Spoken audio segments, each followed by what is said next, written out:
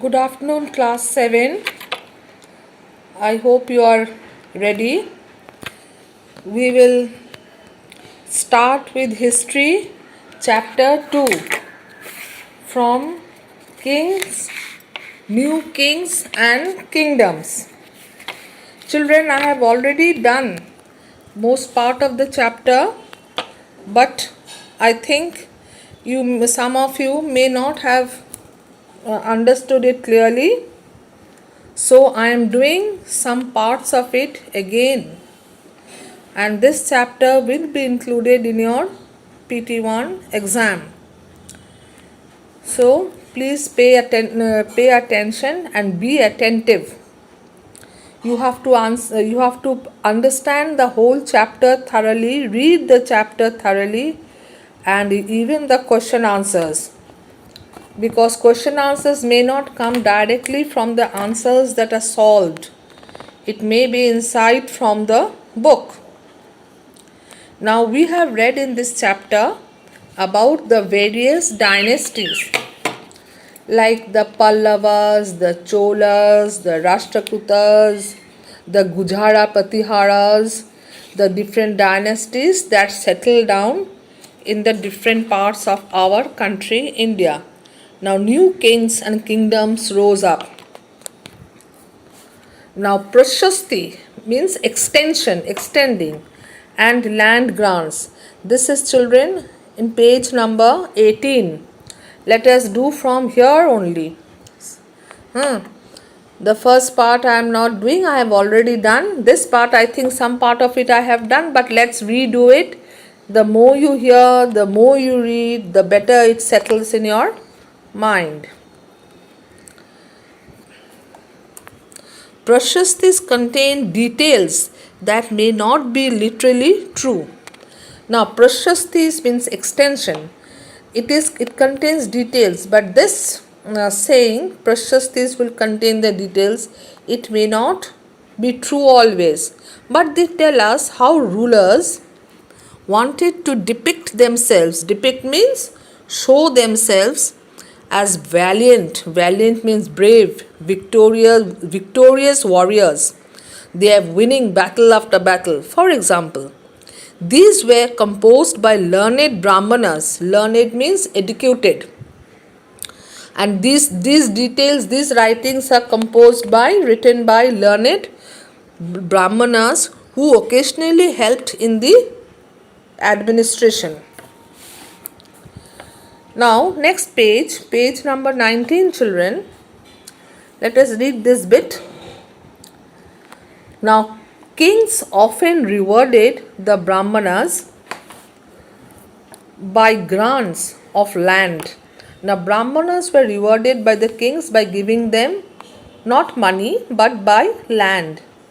These were recorded as copper plates. These were recorded in copper plates, which were given to those who received the land, and the names of those Brahmanas who got the land, their names were written in the copper plates and it is kept. Now, children, in figure 2, here you see on the right hand side, children,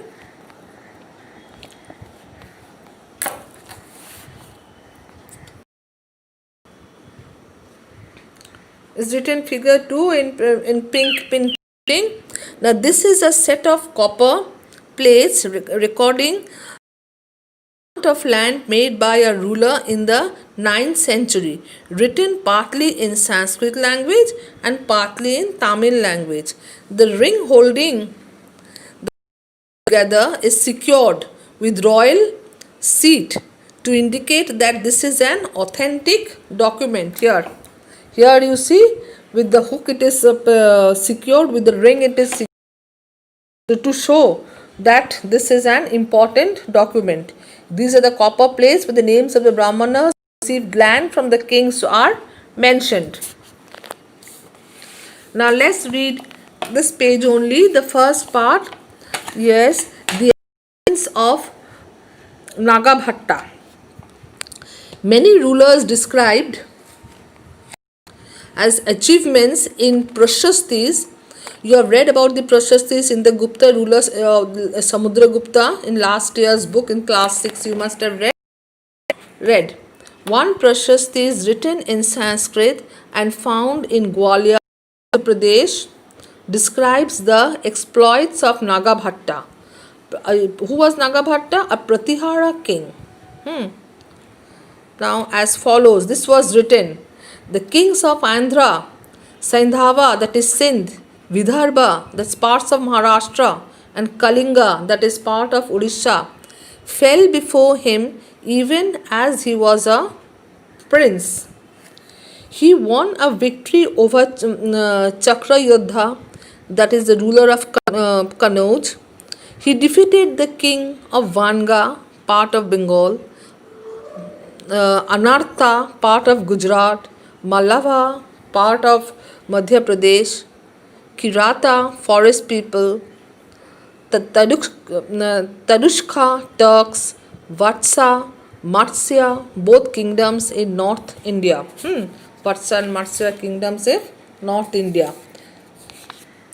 Now let's turn to the second page number 20, children. Now, what was given with the land? You see, let us read this also. What was given? Land was given to those Brahmanas, and beside land, what something else must have been given with the land.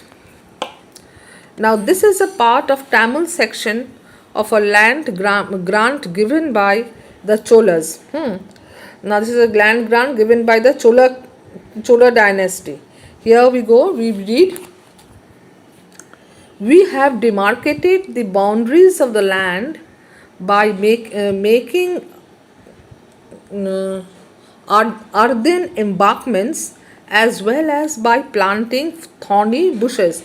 Now the land that was given was demarcated. A boundary was marked over there by earthen embankment, by raising little bit of embankment all around the land, or by planting thorny bushes around them. This is what the land contains from bearing trees. The land contains fruit bearing trees, water land, gardens and orchard trees. Orchard means fruit garden. All these trees were there. Fruit bearing trees was there. Orchards were there. Wells, open space, pasture land, a village. Then ant hills were also there. Platforms, canals, ditches, rivers, silt laden, then tanks, granaries means storehouses, fish ponds, then beehives also, and deep lakes also. These were some of the things that were granted to the Brahmanas.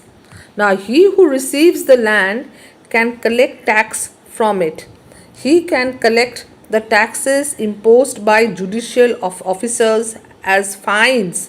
So if the taxes were not given in time, then fines could also be introduced. Understand, children?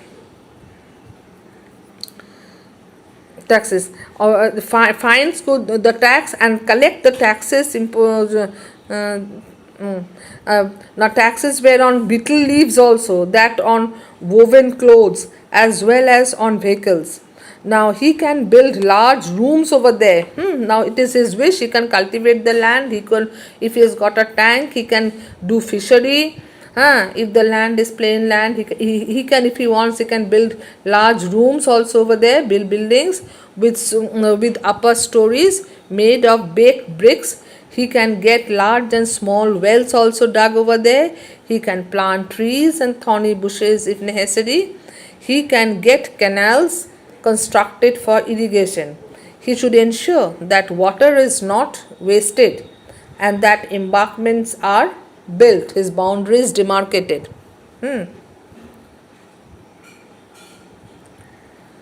Let's stop here. Then here is given, list all the possible sources of irrigation mentioned in the inscription and discuss how this might have been useful. Now, what is the meaning of the word irrigation, children? Irrigation is the other means of giving water to the field beside rainwater. Monsoon is erratic in nature. it does not come in usual pattern. Sometimes it comes early, sometimes there may be less rain, sometimes there may be flood, more rain, sometimes it comes late. So irrigation is necessary uh, uh, for smooth cultivation of the soil, of the land. So irrigation means giving extra water to the field besides depending on rainwater. Now here we are reading children page number 20. I hope you have uh, you are looking into this page. Now unusual for the 12th century was a long Sanskrit poem containing the history of kings who ruled over Kashmir. It was composed by an author named Kalhana. He used a variety of sources, including inscriptions, documents, eyewitnesses' documents, and earlier histories to write his account. Now, who wrote about Kashmir, about the 12th century matter? By the author named Kalhana. Kalhana wrote. Unlike the writers of Prashastis, he was often critical about rulers and their policies also. Now, next.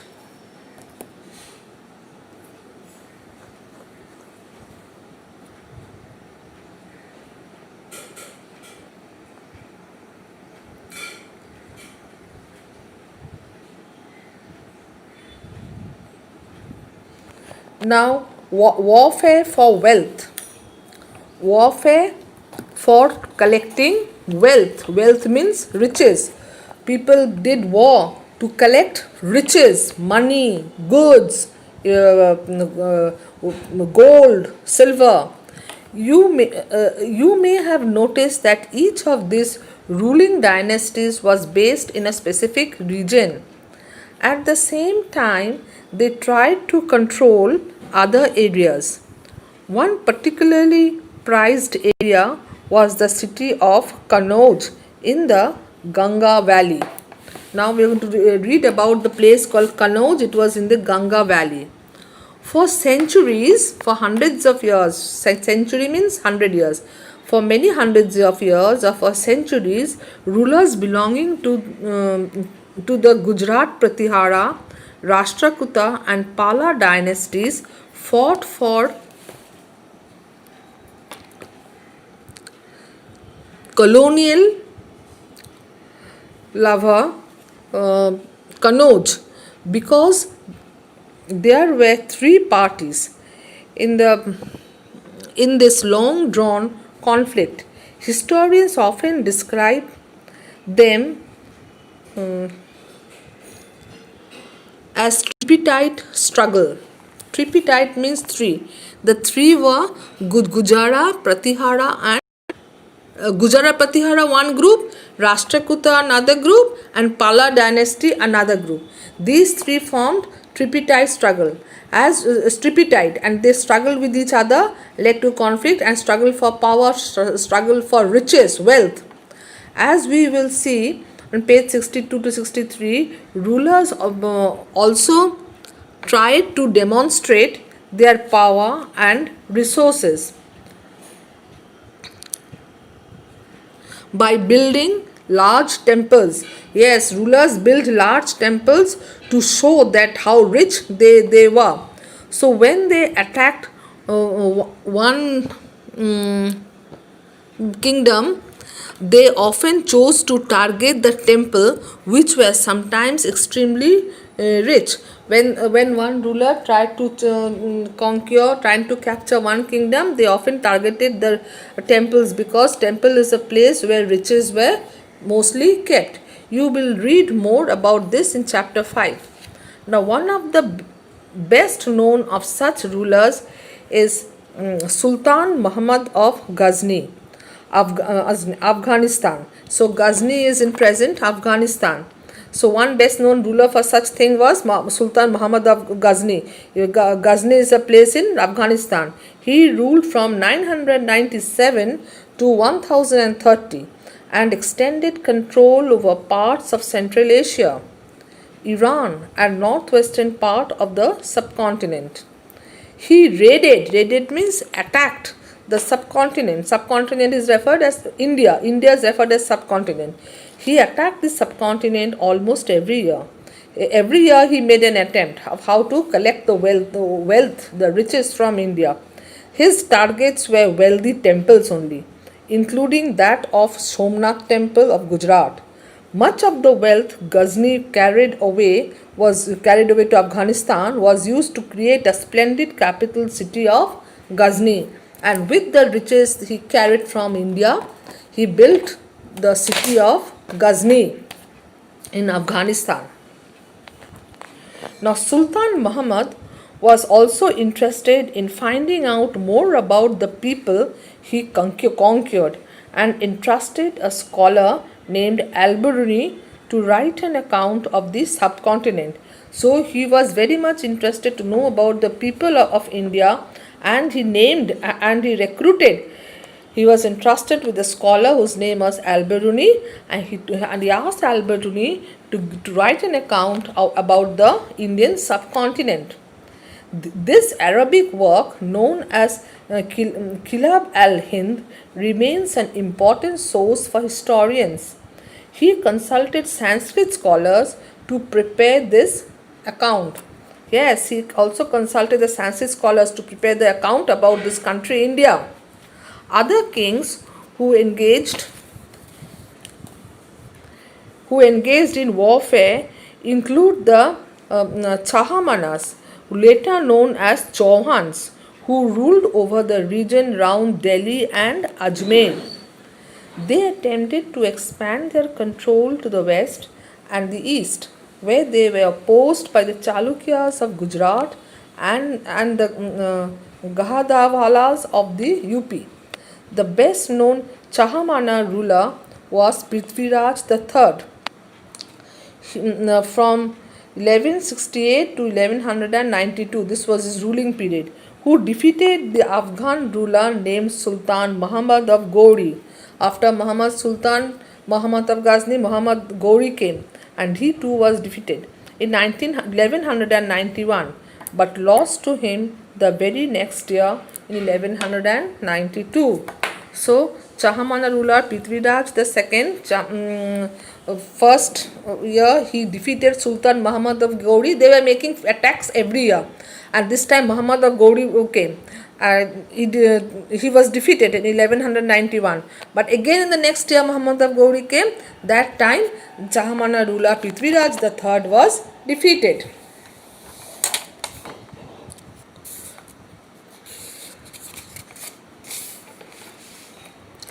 Now next page number 22, children, you can see the Chola kingdom and its neighbors. This is the picture.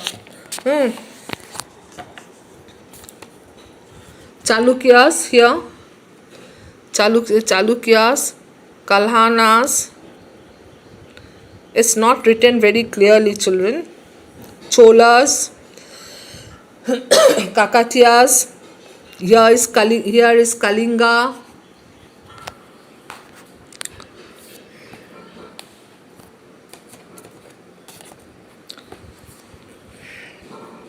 Now, here you see the Arabian Sea, Bay of Bengal on the right hand side of India.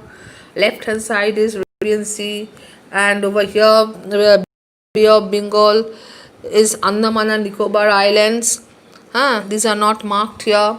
And on the Arabian Sea on the left hand side are the Lakshadweep Islands, and below India you can see the Indian Ocean. Now from Urayur to Tanjore. How did the Cholas rise to power?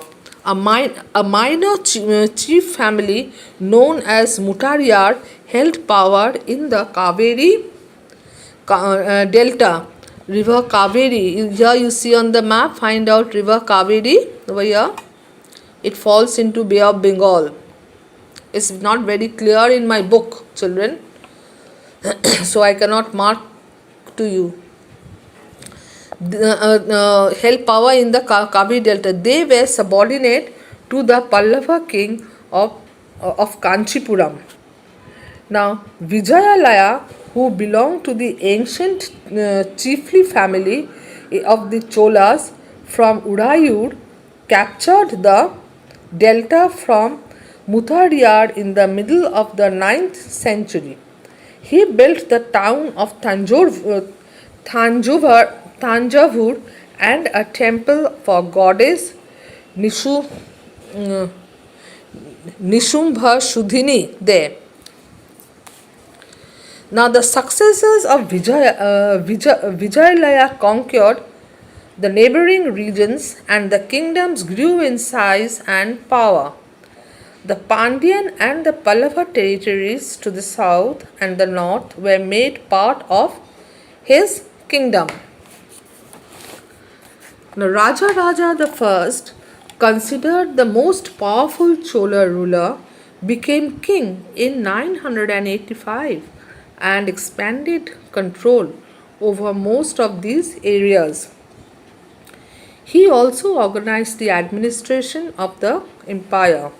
Raja's son Rajendra I continued his policies and even raided means attacked the Ganga valley. Sri Lanka and countries of Southeast Asia developing a navy for this expedition. Now we're going to read the next subheading, Splendid Temples and Bronze Sculptures. Now the big temples of Tanjavur and Gongai-Konda Cholapuram, built by Raja and Rajendra, are architectural and sculptural marvels. So, which two are the architectural and sculptural marvels? Over here, the temples of Tanjavur and Gongai-Konda Cholapuram. Who built this? Raja the First and Raja and Rajendra the First. Chola temples often became the nuclei of settlements which grew around them. Yes, Chola temples became the nuclei of settlements over people began settling down around the temples. These were centers of craft production. Temples were also endowed with land by rulers as well as by others. The produce of this land, let's see, children,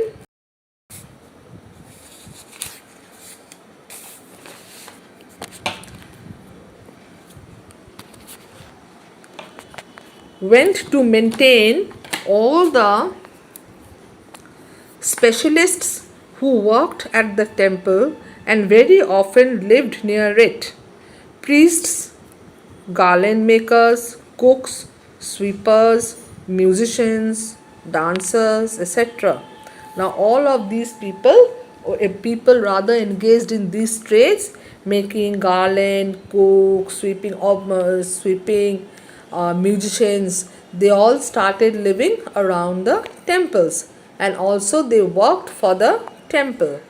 In other words, temples were not only places of worship, they were the hub of economic and social and cultural life as well. Yes, also they set up tolls or schools found in the courtyard of the temples. Now, amongst the crafts associated with temples and making of bronze images was the most distinctive, means clear. Chola bronze images are considered among the finest in the world. While most images were of deities, of murtis, of gods and goddesses, sometimes images were made of devotees as well.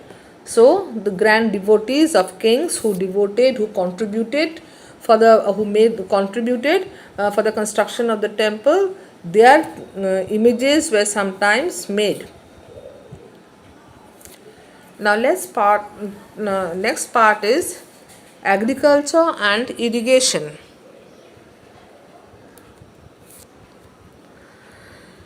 Agriculture is growing crop and irrigation means watering the plants, giving extra water to the field beside relying on rain. Many of the achievements of the Cholas were made possible through new developments in agriculture.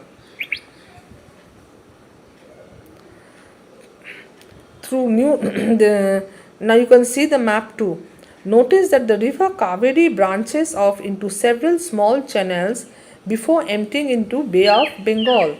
These channels overflow frequently during the floods, depositing fertile soil on their banks. Water from the channels also provide the necessary moisture for agriculture, particularly the cultivation of rice. Children, let's stop here today. Next day again we shall continue.